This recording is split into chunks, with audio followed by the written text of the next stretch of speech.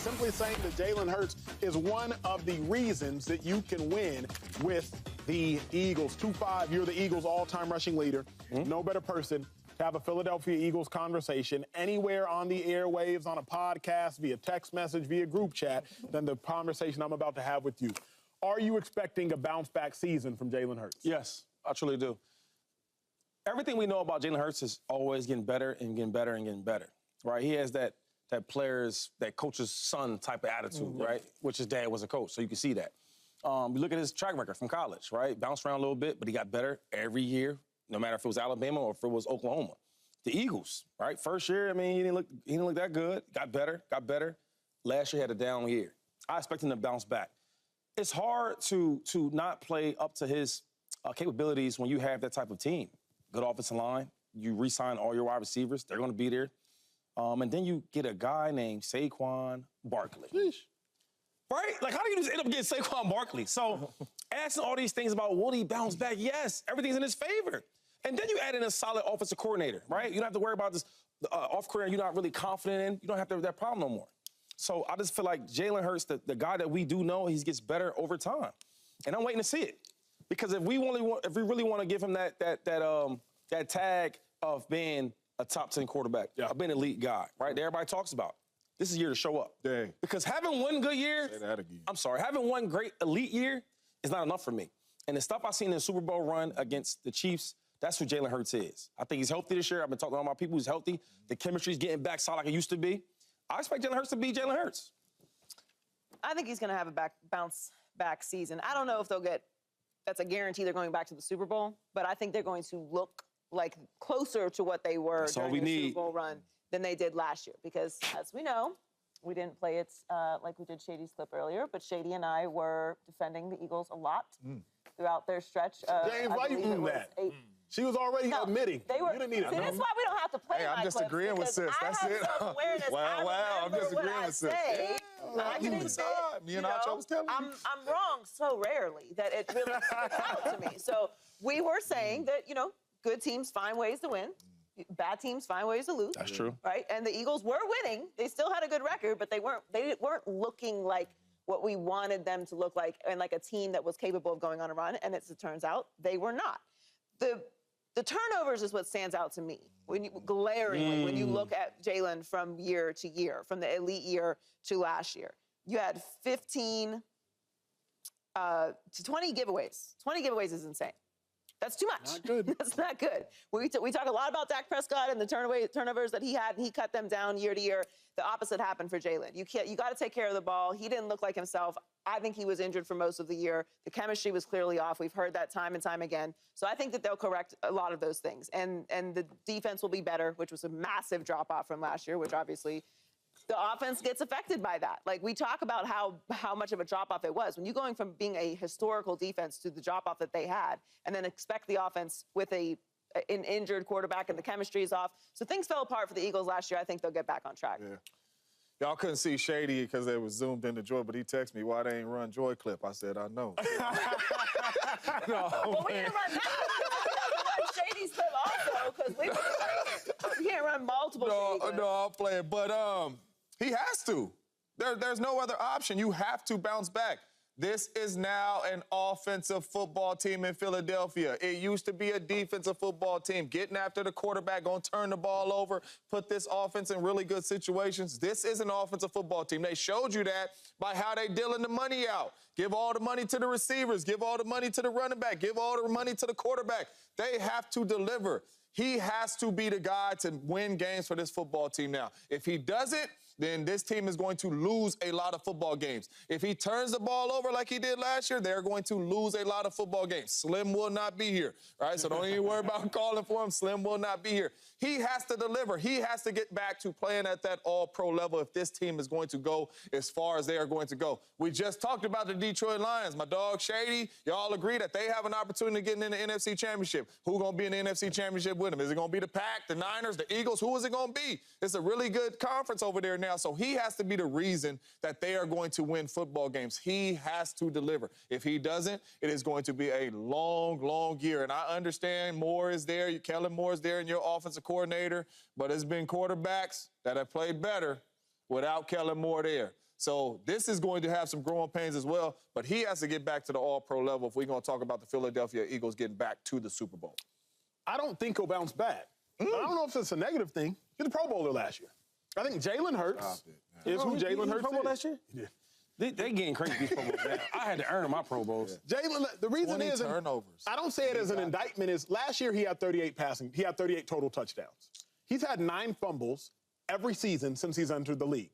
9 his rookie year, his second year, his third year, his fourth year. Jalen Hurts is a good quarterback. He is not an elite quarterback. That's why he didn't get drafted at an elite level. Jalen Hurts was good enough to get you there. He's not good enough to win it, both in college and in the NFL. It's not an indictment. How many guys are good enough to win it? Jalen Hurts gave you 37 touchdowns, I believe, his MVP year. He gave you 38 his next year. I don't think he is as good as he was his Super Bowl year. I don't think he's as bad as he was last year. He's somewhere in the middle. But really quick, Acho, because you can always find stats to make dudes look good. With our eyeballs, as we all set up here, and we've seen Slim here some days, we didn't see Slim here some days because this was the Eagles season. Yep. With the way he played last year, with your eyes, you saying that that's good football? I think Jalen Hurts, here's what I'm saying. I don't think he played that much better. The interceptions are something, but I don't think he played that much better his Super Bowl year. Well, you don't think for real? Shady, when I looked at it, I was kind of like what Micah said on the podcast with Von Miller. I was sitting there, I was like, yo, the Eagles have a really, really, really, really good team. Jalen Hurts, the Super Bowl year, had 22 passing touchdowns. Last year, I think he had 23 passing touchdowns. The difference, like Joy's saying, is the picks. The difference is the picks. Picks are everything. That's the way it looks. But I'm saying is the reason he threw so many picks last year is, 1, you're in tighter games. 2, you're playing from behind. And 3, he was hurt. And 4, the defense wasn't that good. Correct. So you're not just possibly not be that. You're not running away from people. As I look at it, I'm like, Jalen wasn't.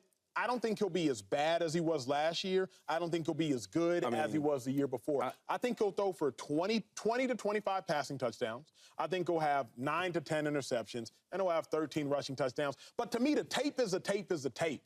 Like when Jalen went to the Super Bowl, everybody was like, oh, he's a top 2 quarterback. I was like, he was an all-pro that year. Correct, and Dak was an all-pro last year, but that to me doesn't. But Dak was great last year.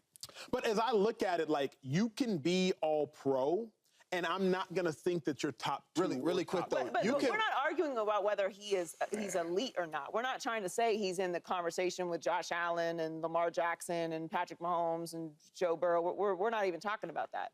But having a bounce-back season to his all-pro year, like, he didn't look last year like he did in the all-pro year. And the team didn't look the same, Correct. but he still plays quarterback in the most important position. And he was winning games. Like, he was playing at a very high level. And we can poo-poo the turnovers if we want to, but turning the ball over is generally the determining factor between wins and losses in the NFL. I seen this dude go blow for blow with the baddest man in the world in Patrick Mahomes in the Super Bowl. That's what I seen with my own 2 eyes. Running it, throwing it, commanding it, all of it. Count my eyes, too. I seen this man look like that. And then I seen him, after that Super Bowl loss, come into the season like, what's going on? That's what I seen. But remember against the Buffalo Bills last year, he went blow for blow with Josh Allen. One game, though. But I'm just saying, we're talking one game over a season. That's what they want you to believe. He didn't play great that game. No, but he went blow for blow with last series. Josh outplayed him that game. Yeah. I'm an Eagle dude. I'm telling you the truth. I'm not disagreeing with Josh outplayed him, right?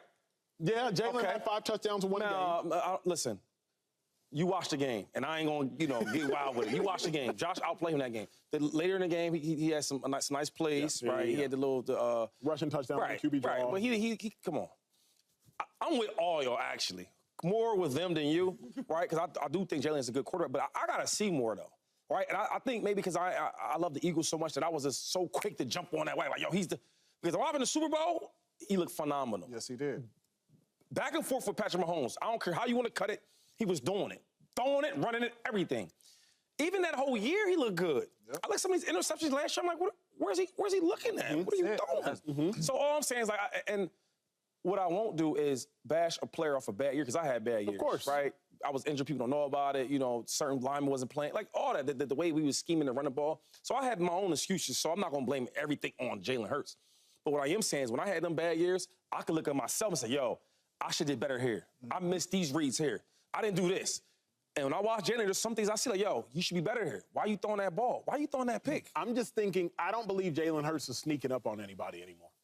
I think the true. Super Bowl year, I think he snuck up on a lot of people because the second year, if y'all remember, he was a primary runner.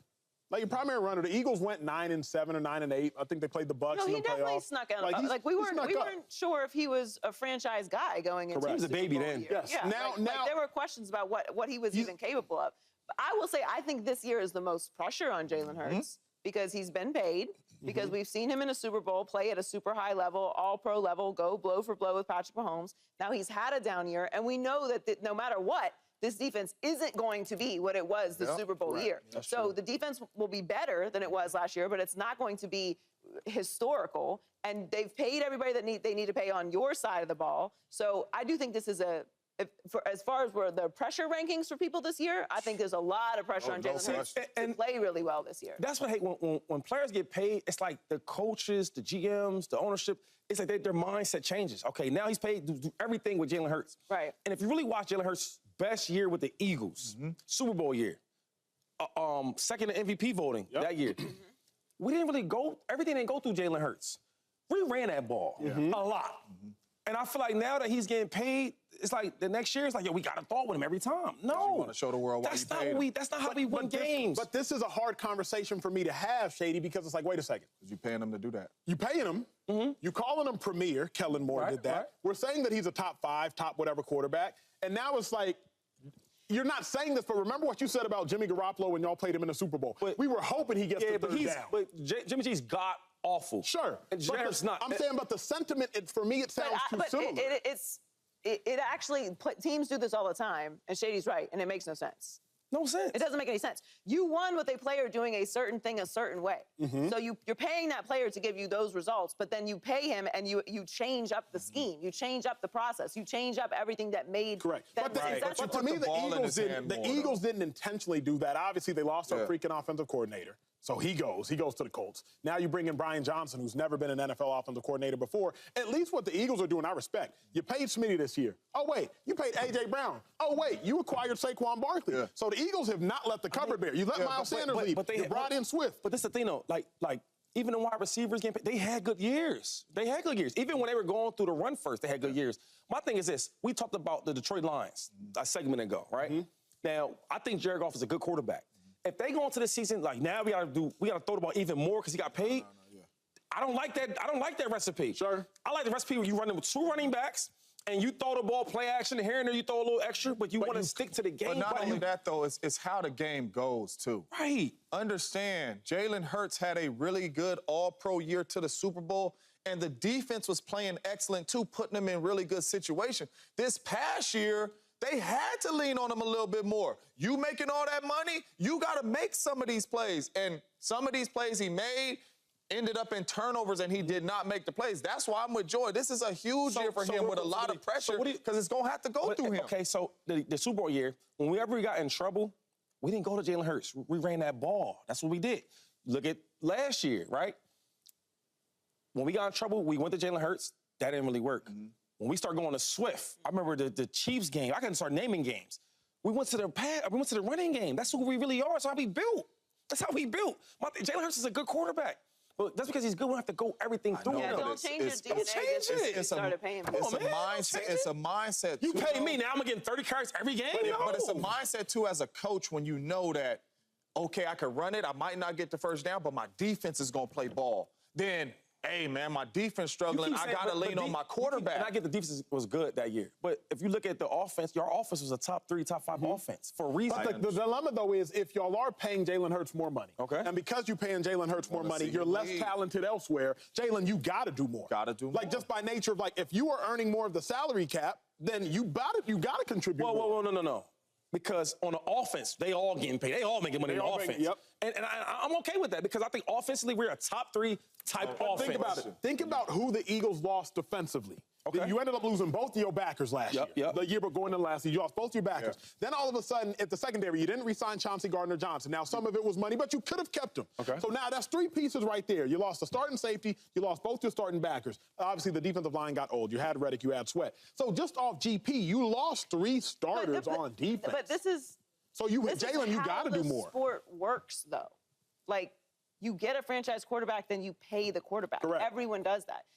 It's up to you. It's not Jalen Hurts' responsibility to put together the roster. Nope. Now, I'm hearing what you're saying, that maybe some more responsibilities on him because he's being paid so much, but the quarterback makes what they make. That's what quarterbacks make.